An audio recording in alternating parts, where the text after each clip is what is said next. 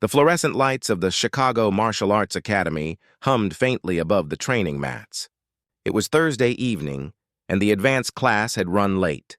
A dozen students circled the floor, sweating, stretching, and watching their instructor strut across the room with his usual air of superiority. Bradley Kane. A tall white man in his mid-30s with broad shoulders and a sharp jawline wore his black belt like a crown. He relished the attention of his students, especially when he could remind them of his power. As the students caught their breath, Bradley's eyes drifted toward the corner of the room. There, bent over a mop bucket, was Gus David Cole, the academy's new janitor. At 45, David's frame was lean but strong, his movements slow and deliberate as he scrubbed sweat stains from the floor. "Hey, mop guy!" Bradley's voice boomed, cutting through the chatter. The students turned, unsure whether to laugh. Bradley smirked. "Tell me, ever stepped on a mat before? Or are you only good at cleaning one?"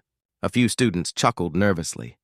Emily Harper, a 21-year-old with a purple belt and sharp eyes, frowned at the remark.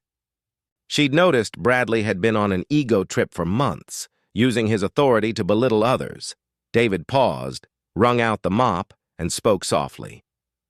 "I'm just doing my job, sir. Don't want to get in the way." Bradley grinned wider, sensing an opportunity to entertain his class. "Come on, just a quick demo. My students could use a laugh. A janitor sparring with a black belt? This'll be fun." The students exchanged uncertain glances. Some laughed politely, but others shifted uncomfortably. Emily whispered to the student beside her, "This feels wrong." Bradley strutted toward David, tapping the mat with his foot. "What do you say? Afraid of getting tossed around? Don't worry, I'll go easy on you." David straightened slowly. His dark eyes met Bradley's for a moment, and something flickered there, a calmness that unsettled the instructor. But Bradley shook it off, eager to show off. "Fine," David said quietly. He set the mop aside and stepped onto the mat. His movements carried a strange grace, subtle yet deliberate, as though every step had been practiced 1,000 times. The students leaned in as Bradley barked, "Gather around!" "Watch closely. You're about to see why discipline matters." Bradley raised his fists, bouncing on his toes. "Ready, janitor?" David didn't answer. He simply adjusted his stance. No theatrics, no bravado, just silence. Bradley lunged first, throwing a light jab meant to intimidate. But David slipped sideways with effortless precision. The students gasped. Most of them couldn't even track the movement. "What the?" Bradley muttered, embarrassed. He launched another punch, sharper this time. David ducked smoothly, his posture relaxed, his breathing steady. Emily's eyes widened. This wasn't luck. This was skill. Beginner's luck. Bradley barked, his voice tightening. He threw a flurry of punches, each faster than the last. David didn't strike back, he simply wasn't there. Each blow cut through empty air, while David shifted, slid, and pivoted like water flowing around a rock. The room grew tense. The janitor wasn't struggling. He was controlling the fight without lifting a hand. Bradley, red-faced, shoved David in frustration. "Fight back, old man. Or are you just here to waste my time?" The push barely moved David. He stood like a rooted oak, unmoved by the younger man's force. For the first time, Bradley hesitated. "Enough of this circus," Emily suddenly called out, her voice trembling with both fear and conviction. "Why are you humiliating him? He didn't come here to fight you," Bradley snapped at her. "Quiet, Harper. You'll learn more from this than months of drills." But the students weren't laughing anymore. Their gazes shifted from their arrogant teacher to the silent janitor who seemed to be holding back something vast, something dangerous. David finally spoke. His tone was calm, but it carried weight. "I told you I didn't want trouble.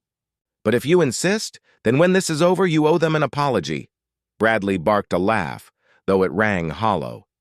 "You make me apologize?"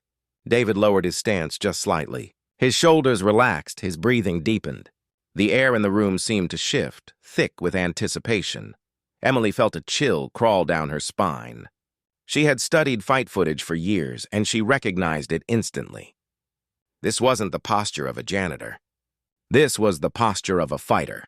Bradley charged with his signature combination, jab, cross, hook. a move that had floored countless beginners, but David's body flowed around the strikes like smoke. He sidestepped, redirected, and within seconds, Bradley found himself off balance, and then, with no warning, David struck, not a punch, not a kick, but a gentle palm push to Bradley's chest. The black belt flew backwards, crashing onto the mat with a thud that silenced the room. Gasps erupted. Emily covered her mouth, stunned.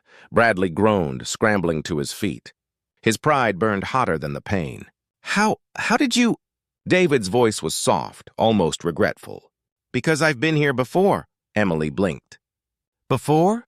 One of the older students whispered, recognition dawning. David Cole. That name. Wait, is he the same Cole who fought in Vegas? The one they called the Silent Warrior? A ripple of shock spread across the room. Articles, old fight videos, and whispers from the MMA world resurfaced in their memories. David Cole, the undefeated middleweight champion who disappeared after a tragic accident 20 years ago. Bradley froze, his arrogance crumbling. He had mocked a man whose fists had once commanded arenas. David didn't press the fight. He didn't gloat. He simply extended a hand to Bradley. You don't measure strength by belts, he said. You measure it by respect. Bradley hesitated, his chest heaving, then slowly clasped David's hand. The room was still. Every student felt the weight of what had just happened. Emily stepped forward, her voice steady. Mr. Cole, you should be teaching here, not cleaning. David smiled faintly, shaking his head. Titles and jobs don't matter. What matters is character. If your sensei learns that lesson, then this place will grow stronger than any belt can make it. Bradley swallowed hard, the color drained from his face. For the first time, he bowed deeply to the man he had mocked. I apologize. To you. To everyone. The students, moved by the humility and the truth of the moment, bowed as well. Even Emily, tears in her eyes, lowered her head in respect. David gathered his mop and bucket again. But this time, when he returned to the corner, the students didn't see a janitor. They saw a warrior who had chosen silence over glory and still carried more strength than any black belt in the room. Weeks later, the academy was different. Bradley taught with humility, his arrogance chipped away by the memory of that night. Emily convinced the gym owner to let David lead philosophy and technique workshops once a week. The students called him Coach Cole. Though he always reminded them he was just David, and every time he stepped onto the mat, he reminded them of one truth. Respect is the highest belt you can earn. If you enjoyed this video, make sure to hit the like button, subscribe, and turn on the notification bell so you never miss next videos.